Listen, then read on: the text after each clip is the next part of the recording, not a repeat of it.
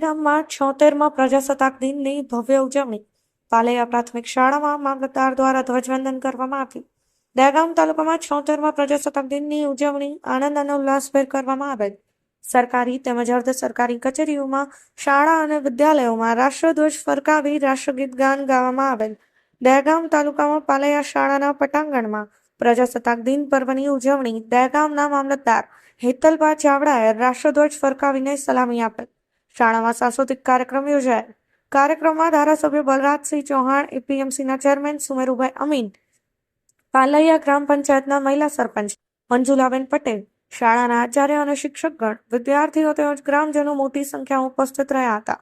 આ ઉપરાંત દહેગામ તાલુકા મેજિસ્ટ્રેટ કોર્ટના પટાંગણમાં જજ શ્રી સોની સાહેબ દ્વારા રાષ્ટ્રધ્વજ ફરકાવવામાં આવેલ.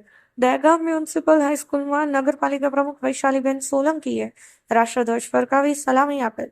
તેમજ દહેગામ હોમગાર્ડ યુનિટના નિવૃત્ત સિક્યુમ મેજર ને રાષ્ટ્રધ્વજ ફરકાવી સલામી આપી હતી.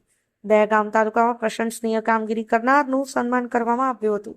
દહેગામ તાલુકાના સેવાભાવી એવા વિમલભાઈ મુખીએ દહેગામ વોર્ડ વિસ્તારમાં રાષ્ટ્રીય નેતાઓથી શણગારેલ મારુતિ અને રિક્ષામાં વિનામૂલ્યે ત્રિરંગા ઝંડાનું વિતરણ કર્યું હતું. RJ Rathod, crime media news. ગણતંત્ર પર્વ તથા ગણતંત્ર પર્વનો પણ સમાવેશ થાય છે.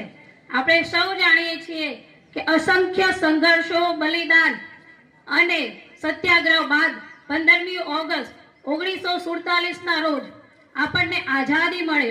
ત્યારબાદ દેશની સામે સૌથી મોટું ટાસ્ક એ હતું કે દેશને ચલાવવો કઈ રીતે, તેનું સંચાલન કઈ રીતે કરવું હોય છે.